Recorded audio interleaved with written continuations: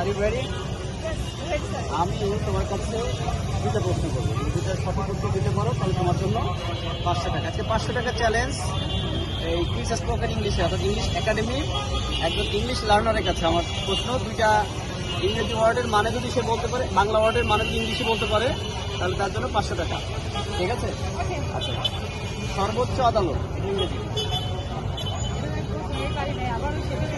সর্বোচ্চ আদালত।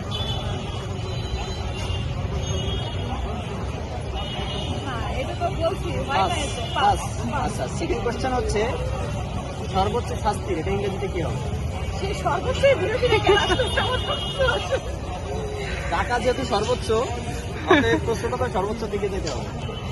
সর্বোচ্চ শাস্তি এটা ইংরেজি, আর হচ্ছে সর্বোচ্চ আদালত এটা ইংরেজি। এই দুটো ইংলিশ ওয়ার্ড বলতে পারে নাহিদা 500 টাকা পাবে। দুটাই পাস, তার মানে নাহিদা পারলো না। ভিউয়ার্স, আপনারা যারা দেখছেন প্লিজ কমেন্ট করুন এই দুইটার সঠিক ইংরেজিটা কি। যে বলতে পারবেন তার জন্য 500 টাকাতে একটা শূন্যবাদ, 50 টাকা তার বিকাশ নম্বরে চলে যাবে। ওকে, বাই বাই।